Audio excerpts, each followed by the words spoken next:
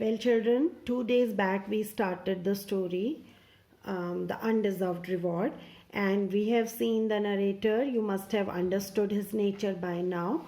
And see what happened. I hope you remember. He got an invitation from the district officer, and his friends told him to reject that, but he did not. He went and met him, and after that their meeting became the talk of the town. See what happens after that. Page number 65. One day I was sitting in my room when a childhood friend called. We had studied together. That was some 45 years ago. I was then about 8 or 9 years old. He was about the same. I was thin, lean, and intelligent. He was fat, strong, and dull. Our teacher was completely fed up with him and had assigned me the task of giving him extra lessons. So they are childhood friends, classmates. He is intelligent and that other person was not intelligent. Teacher had exhausted her efforts to teach him, but she was not successful. So she gave the duty of teaching him to the narrator. I considered this a great honor. Considered what? Getting the duty of teaching him. And where the teacher's cane failed, my sympathetic approach yielded results. Baldev was soon well up in studies. Name of that fellow is Baldev, and he is improving now. Unfortunately, because of the teacher's sudden death, the school closed down. Actually, in the olden days, the schools, it was, one teacher school used to be there. Teacher died, so the school was closed down and we all parted. Since then, I had met Baldev only once or twice casually and had never exchanged more than a mere hurried greeting with him. So obviously both of them are living in the same town and he had met Baldev a few times. Shaking his hand, I said, "How are you, Baldev? Please come in. I have not seen you for ages." So he has welcomed Baldev. "I have wanted to see you too for a long time," said Baldev. "Can you guess his purpose of coming there?" Obviously, it cannot be only to meet narrator, because had it been so, he could have come earlier also to meet him. If it had been for their friendship, for their childhood friendship, he would have come earlier also to meet him, but he has never come, and today he has come after the narrator's meeting with the district officer. So obviously Baldev must have come for a purpose. "You are my teacher, you know, but for you, I would still have been a good for nothing chap. Now I can at least look after my lands. I don't know why, but whatever the Maulvi Sahab taught me went completely over my head. For teaching an S like me, the credit goes entirely to you." So he is flattering the narrator, telling him that it was because of narrator only that he could learn something. "Baldev," I said, overwhelmed. He was feeling emotional. "Whenever I see you, the childhood memories revive with all the freshness, and this long spell of 45 years vanishes in a minute." Baldev replied, "I have always considered you an elder brother, you know, and tell everyone that I can depend on you whenever I am in trouble. Why don't you eat properly? You are thin as ever." Actually, he is trying to come to the point, but before that he is flattering him. Now he is commenting on his health. "If you can't get good ghee, I can send you a couple of tins. Now you are getting old. Food is the only thing that will keep you going. Look at me, I can still drink a seer of milk and eat a quarter seer ghee beside some butter.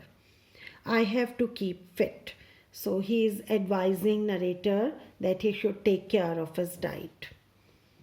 "Although the whole life has been spent in bringing up the children, do they care about me? If I were to fall ill, they would not even come to ask if I needed anything. Yes, I have come to you about my eldest son. And now he has come to the point. You know, he is also a hefty, means strong, and well built man like me, and can never take anything lying down. On a number of occasions, he called with the police, and they have always been on the lookout for an opportunity to implicate him. Recently, when a dacoity took place in the village, a theft took place in the village, they got their chance and during the investigation roped him in.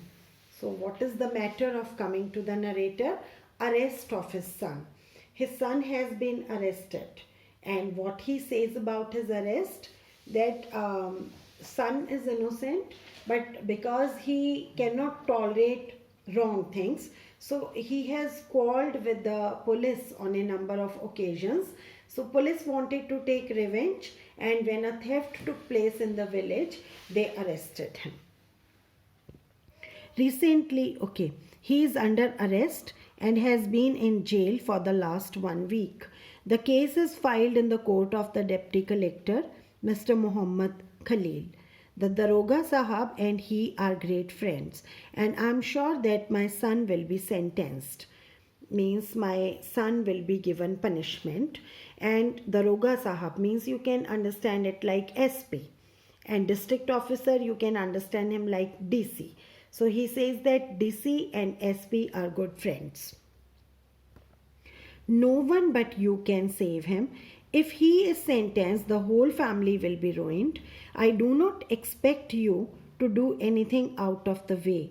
All you have to do is to go and tell the district officer that it is a completely false case and that he should investigate the matter personally. You are a childhood friend of mine and my guru. Please do not refuse. I know that you do not like getting involved in such matters, and it is right also. But in this case, you should think as if your own son were in trouble. If the case had not been absolutely false, I would not have troubled you. The boy's mother is crying her heart out. His wife has not eaten anything since his arrest. As a matter of fact, nothing has been cooked in the house since he has taken away. If he is sentenced, I am sure that both these women will die. I have consoled them by saying that as long as you are alive, no one can harm the boy. See, in this long paragraph, what happened? We have already discussed first half of it, where he flatters him by showing his concern about his health. And then he comes to the point that his son has been arrested. Why? We have seen that also. And now rest of the paragraph is about different arguments which he gives in order to convince the narrator that he should talk to the district officer about him. First argument which he gives is the boy is innocent. So he has not committed any crime. Second argument is that he should think about him as his own son. Next argument he gives is this, that his wife and his daughter-in-law will die. Both of these women, they have not eaten anything since his arrest, and they will die if he is given punishment. So this is how he tries to convince the narrator to talk to the district officer. We will see tomorrow whether he talks or not. And if he talks, what happens?